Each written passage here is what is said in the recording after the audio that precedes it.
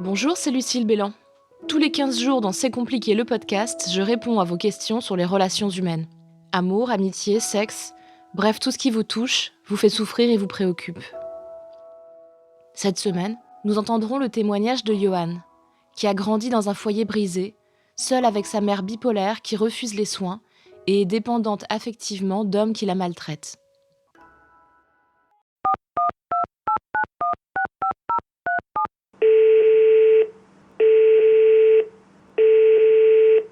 Bonjour Lucille, je m'appelle Johan, j'ai 22 ans et j'ai grandi avec une mère atteinte de troubles bipolaires.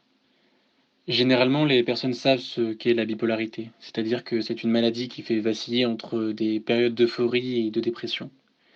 Mais ce n'est que la partie visible de l'iceberg, parce que la bipolarité affecte tous les proches de la personne malade. Mes parents se sont séparés quand j'avais 9 ans et ils se sont partagés des enfants comme nous pouvons partager des meubles. Mon frère est resté avec mon père et moi je suis parti avec ma mère. Avoir une mère bipolaire, c'est très souvent devoir faire une croix sur la présence maternelle.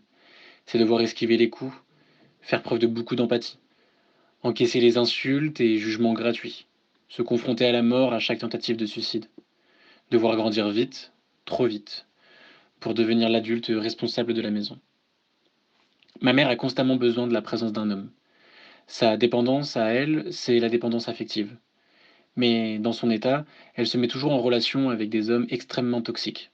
Pervers narcissiques, abus de pouvoir, manipulation, violence psychologique ou physique. Ils ont beau être les pires raclures, ils finissent eux aussi par la laisser. À mes 13 ans, ma mère me met dehors, plus ou moins sous la pression de son nouveau mari. Je pars donc vivre chez mon père, mais j'arrive comme un intrus dans l'univers que mon père et mon frère avaient eu le temps de construire durant les 4 dernières années, sans moi. Je peine à trouver ma place. J'ai toujours été assimilé à ma mère, parce que je suis un hypersensible, parce que j'ai dû faire des thérapies, parce qu'elle s'est enfermée sur moi dès ma naissance. Également parce que je savais qu'elle n'avait que moi et que je ne pouvais la laisser lorsqu'elle en avait besoin. J'ai accepté son état, avec lequel je vivais. J'ai donc porté les étiquettes de fou, de bipolaire, de fragile, mais grâce au temps et aux thérapies, j'ai pu prendre confiance en moi et m'affirmer tel que je suis vraiment. Mais ma mère a tout de même toujours été plus ou moins sous ma responsabilité. Lorsqu'il fallait lui rendre visite à l'hôpital, lui apporter des affaires, appeler les pompiers, l'écouter, surveiller la prise de médicaments, la raisonner. Mon frère la méprise et ne veut rien avoir avec elle. Longtemps, il affirmait que mon père était sa responsabilité et que notre mère, ma responsabilité. Il a développé ses propres barrières pour se protéger, conséquence du souvenir de ses propres souffrances. Ma mère n'a pas d'amis. Elle a des sœurs et frères, mais ils sont aussi rejetés par ma mère. Elle ne prend jamais son traitement et donc très rarement elle-même.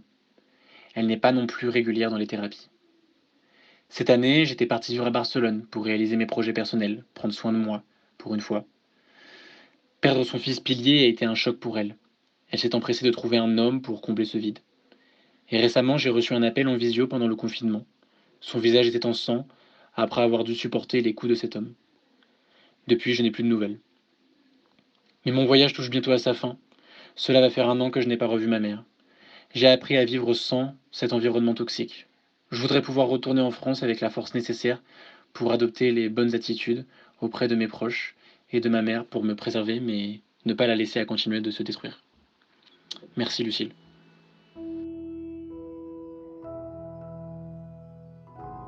Cher Johan, j'ai grandi dans une famille que beaucoup qualifieraient de normale, mais je ne connais que trop le sentiment d'être un enfant surresponsabilisé, d'être trop sensible à la souffrance des adultes et de développer des barrières, de ne pouvoir partager avec personne son mal-être ou ses problèmes, parce qu'on n'est jamais totalement sûr qu'ils seront réellement écoutés, de se sentir toujours différent des autres enfants, et un peu envieux aussi, de ceux qui peuvent grandir dans l'insouciance.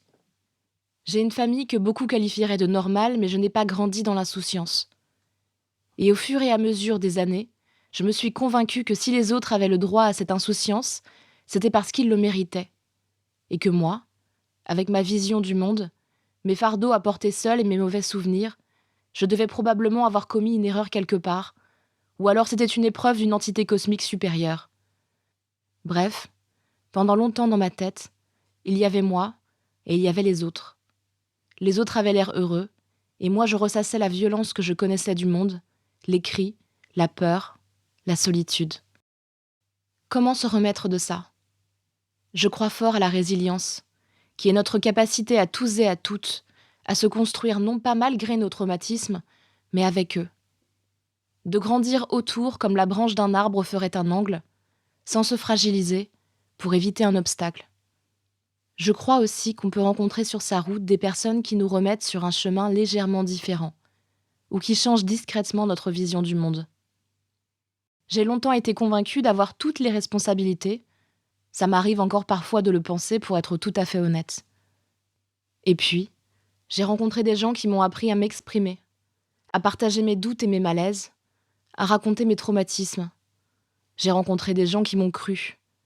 J'ai pu travailler sur certains souvenirs avec une thérapie par l'hypnose, qu'on appelle EMDR, et qui traite spécifiquement et avec beaucoup de succès les traumatismes. J'ai appris à lâcher prise sur ma famille et à m'éloigner de ceux qui me voulaient du mal. Je ne cherche plus la justice ou à faire entendre ma vérité, parce qu'ils ne l'entendront jamais. J'ai accepté ça. Mais j'ai 35 ans et je travaille encore sur moi. J'ai 3 enfants et j'ai peur comme jamais qu'ils vivent ce que j'ai vécu. Je sais que ce n'est pas le cas, mais j'y pense souvent. Oui, on guérit, Johan, mais ça prend du temps. Vous allez avoir besoin de courage pour revenir en France et pour affronter ces visages, pour affronter ces gens pour qui vous n'existez pas vraiment et pour qui vous n'existerez probablement jamais comme vous voudriez exister. Vous allez devoir repartir de zéro et chercher d'autres visages, une autre famille. Parfois, le respect et l'amour, ils sont juste ailleurs. Vous avez déjà passé 1 an loin de votre mère et de ce qu'elle représente. En ça, vous êtes courageux. N'oubliez jamais que votre hypersensibilité est aussi une force, que cette histoire qui est la vôtre n'est pas une faiblesse. Ça peut vous faire mal, ça peut vous faire pleurer, mais ces souvenirs sont aussi et surtout la preuve que vous êtes plus fort qu'eux, que vous êtes encore là, et que chaque jour qui passe est une victoire de survivant. Vous avez survécu, et il n'en faudra pas beaucoup plus pour que vous transcendiez votre histoire, que vous commenciez en fait à écrire la vôtre, en refusant d'être un figurant dans l'histoire de ces gens qui ne vous méritent pas. Pour parler de parents dysfonctionnels, j'ai téléphoné à Ariane Calvo, psychothérapeute et autrice de best-sellers, dont Le décodeur des violences psychologiques. Elle signe la préface du livre Se construire avec des parents immatures, du Dr Lindsay Gibson, à paraître le 9 février 2021 aux éditions Le Duc. Qu'est-ce qu'on appelle des parents immatures ou dysfonctionnels ? Les parents immatures, c'est une catégorie spécifique de parents dysfonctionnels. Donc, les parents dysfonctionnels, c'est ceux qui n'ont pas les ressources pour avoir la disponibilité émotionnelle, disons, de pouvoir protéger leurs enfants. Et dans cette catégorie de parents dysfonctionnels, les parents immatures, c'est des parents qui n'ont pas pu se construire dans une forme de solidité intérieure qui leur permettrait de encaisser, gérer, traiter, accepter leurs propres émotions et qui du coup les font vivre de façon débordante à leurs enfants qui, eux, ne peuvent pas se permettre d'exprimer et grandir avec les leurs. Les parents ne sont-ils pas tous un peu dysfonctionnels, dans le sens où ils trimballent aussi leur propre bagage émotionnel ? C'est très vrai. On est tous dysfonctionnels. Moi, j'aime bien l'expression de Donald Winnicott, qui est un psychiatre britannique, qui disait les parents suffisamment bons. C'est assez précis parce qu'effectivement, on ne sera jamais des parents parfaits. Et c'est d'ailleurs une des grandes angoisses de toutes les personnes qui deviennent parents. Mais tout de même, le fait d'être immature émotionnellement, ça imprime quand même une relation où c'est l'enfant qui devient adulte et qui devient le parent de son propre parent. Et c'est exactement ça qui est problématique dans sa construction. C'est-à-dire que le parent demande inconsciemment à son enfant de le prendre en charge, et cette charge-là est beaucoup trop lourde et beaucoup trop anxiogène pour l'enfant qui la vit. Comment se reconstruit-on après avoir grandi dans une famille dysfonctionnelle ? Alors, le problème des familles dysfonctionnelles, et en particulier celles où il y a des parents immatures, c'est que comme un rien peut faire exploser les parents immatures parce qu'ils ne savent pas gérer leurs émotions, ils s'effondrent, ces parents, et ça angoisse beaucoup les enfants, en particulier dans la toute petite enfance, parce que on a quand même besoin que nos parents tiennent à minima la route pour pouvoir s'occuper de nous et puis pour qu'on puisse survivre. Donc en fait, très rapidement, le bébé de ces parents-là ou d'un de ces parents-là a une sensation de danger de mort et un besoin de survie qui l'amène à mûrir trop vite, à devenir responsable trop rapidement. C'est tous ces enfants qui sont beaucoup trop sages, vous voyez, ou au contraire qui s'agitent dans tous les sens et qui deviennent complètement hyperactifs, justement parce qu'ils n'arrivent pas à gérer l'angoisse que leur procure le fait d'être complètement responsables de leur sort, alors qu'ils sont tout à fait conscients qu'ils sont à un âge où ils sont beaucoup trop petits pour savoir fonctionner comme des adultes. Donc, comment on se reconstruit? Ben, c'est un long chemin, en particulier d'acceptation de ses émotions et en particulier à l'âge adulte, parce qu'en fait, on met beaucoup de temps, vous l'avez sans doute expérimenté, moi aussi, dans la vie de chacun, c'est très long de remettre en question le fonctionnement de ses parents. Il y a une loyauté inscrite très profondément en nous qui fait que le temps de prise de conscience des dysfonctionnements et de tout ce qui nous a causé du tort, en fait, que ce soit émotionnellement, physiquement, même professionnellement ou académiquement pendant nos études, c'est extrêmement long et délicat comme prise de conscience. On ne veut pas les blesser plus que ce qu'ils sont déjà, parce qu'évidemment, on sait très bien que quand les parents sont très dysfonctionnels ou très immatures, c'est parce que les blessures du passé sont immenses. Donc, on ne s'autorise pas à en rajouter une couche en leur reprochant des choses. Et même le temps que le reproche arrive à la conscience, même si on ne l'exprimait pas verbalement aux parents, c'est un long chemin d'autorisation personnelle, en fait. Donc déjà cette prise de conscience. Et puis ensuite, une des choses, je trouve, qui, dans ma patientèle, ça m'interpelle beaucoup, c'est que une des choses qui nous permettent de nous reconstruire, c'est qu'on ressent le besoin d'avoir accès au bonheur. À un moment de notre vie, on se dit, à un moment de notre vie d'adulte, on finit par se dire, mais j'ai le droit d'être heureux, en fait. J'ai porté tout le monde toute ma vie, parce que alors très souvent, les enfants de parents immatures ont aussi, quand il y a des fratries, porté leurs frères et sœurs. J'ai porté tout le monde toute ma vie. Aujourd'hui, j'ai envie de me porter moi et de jouer dans mon propre camp. Or, il y a un phénomène cérébral intéressant du point de vue des émotions que je vais essayer d'expliquer simplement. C'est que toutes les émotions, qu'elles soient positives ou négatives, empruntent le même canal cérébral dans le système nerveux. Ce qui veut dire que si on se coupe de nos émotions pour ne pas ressentir les émotions négatives, on se coupe aussi du canal qui nous permet d'accéder aux émotions positives. Ce qui veut dire, à l'inverse, que si on veut pouvoir ressentir de fortes émotions positives, on va être obligé d'ouvrir le canal et de ressentir aussi nos émotions négatives. Donc, ça peut se faire que dans un travail d'accompagnement, d'expression, de prise de conscience et d'autorisation de toutes nos émotions. Et c'est ça qui va être intéressant, c'est qu'on va pouvoir accéder à son vrai soi, là où notre personnalité, elle a été bridée, modifiée et même parfois complètement oubliée pour protéger le parent, pour qu'il puisse continuer à fonctionner le plus possible. Est-ce qu'il est possible seulement de pleinement se reconstruire? Oui, sincèrement, oui. D'abord parce que le fonctionnement que je suis en train de vous décrire suppose une bonne dose de résilience. C'est-à-dire que quand on en est déjà là, à cette prise de conscience, à cette verbalisation, à tout ça, on a pris la décision ferme de se reconstruire et d'avoir accès au bonheur par soi-même, pour soi-même. Et c'est ça qui est essentiel. Quand on n'en est pas à ce chemin-là, c'est très souvent qu'on est resté dans une posture de victime qui est délicate parce qu'elle est réelle. On a réellement été victime et blessé profondément par ces parents-là. Mais elle ne suffit pas à la reconstruction. On a besoin d'être validé dans nos blessures, mais le cran d'après, il n'y a que nous qui pouvons le décider, celui de la reconstruction. Quand il est décidé et quand on s'en donne les moyens, il est possible de se reconstruire totalement. Quelles sont les chances de pouvoir construire à son tour une famille saine quand on a grandi dans une famille dysfonctionnelle? Alors, c'est intéressant cette question parce que c'est vraiment la question universelle que se posent absolument tous les enfants devenus adultes qui ont souffert de parents dysfonctionnels. Parce qu'évidemment, ayant énormément souffert enfant, on n'a pas du tout envie d'imposer des blessures aussi grandes à nos propres enfants. Sinon, on n'en ferait pas. Et d'ailleurs, il y a beaucoup d'enfants devenus adultes de parents dysfonctionnels qui n'ont pas d'enfants pour cette raison-là, hein, par peur de reproduire inévitablement des choses. Alors, ce qui est intéressant sur l'éducation, notre façon d'être un éducateur, c'est que l'apprentissage de cette fonction-là ne peut se faire que par modélisation, c'est-à-dire par observation d'un comportement et reproduction de celui-ci. C'est pour ça qu'il y a quelque chose qui nous agace beaucoup, les humains, là, c'est que même quand on ne veut pas reproduire ce qu'on a vécu, si on ne fait pas le travail d'observer d'autres fonctionnements, on ne peut que reproduire ce que l'on a vécu. Ce qui veut dire aussi que si on souhaite faire autrement, il faut observer autre chose. Il ne suffit pas de décider que nous, on fera différemment.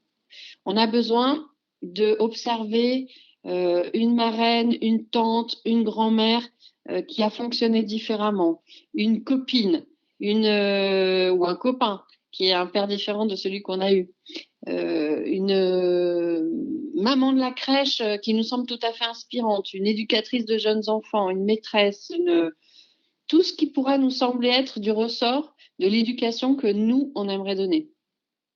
Et en observant attentivement ces fonctionnements-là, on va pouvoir commencer à en reproduire certains, voire la totalité, et sortir de ce qu'on a appris par modélisation. Et c'est vraiment la seule façon de faire. Donc, c'est très, très, très important de le retenir.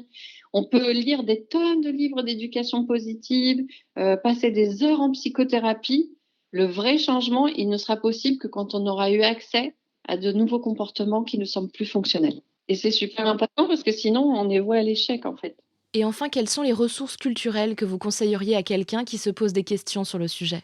Alors, évidemment, le livre de Lindsay Gibson, Se construire avec des parents immatures, dont j'ai fait la préface, hein, et c'est vraiment pour moi aujourd'hui je sais pas comment dire, l'experte absolue de ce type d'éducation et de ses conséquences et de comment se reconstruire à l'âge adulte.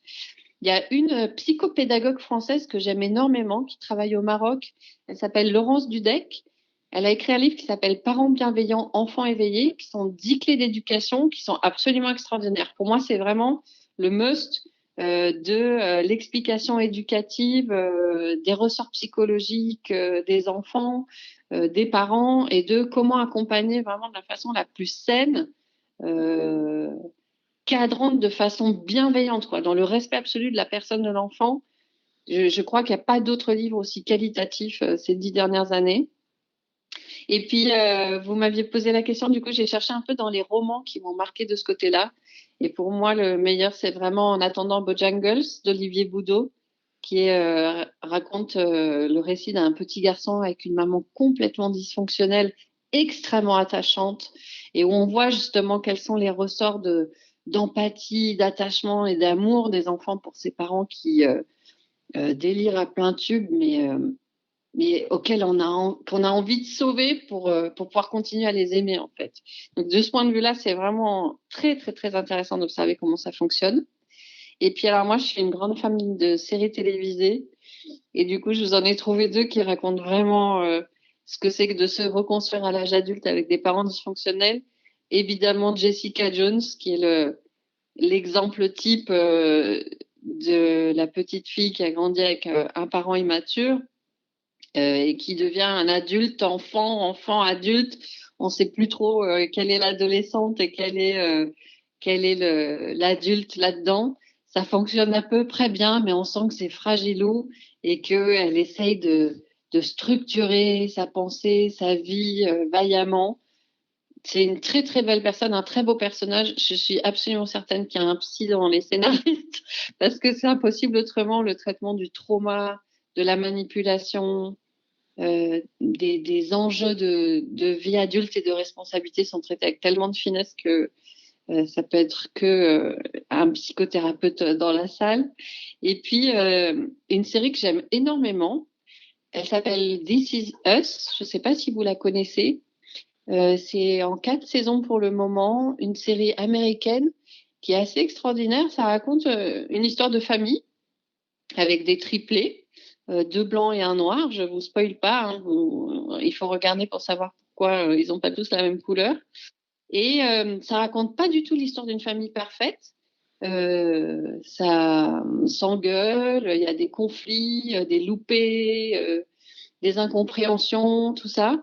Mais par contre, dans la finesse de communication et l'intention vraiment de s'aimer et de s'épauler et de se soutenir jusqu'au bout, même dans les pires épreuves de vie, il y a quelque chose de réellement inspirant et à retenir justement de ce modèle positif dont je vous parlais, de voir fonctionner des gens qui ont vraiment l'intention d'aimer leurs enfants pour ce qu'ils sont et de les laisser grandir tels qu'ils sont. Pour aller plus loin, je vous conseille cette semaine de découvrir ou redécouvrir le film Gueule d'ange de Vanessa Filio avec Marion Cotillard. C'est l'histoire d'une petite fille de 8 ans qui grandit seule avec sa mère, immature et alcoolique.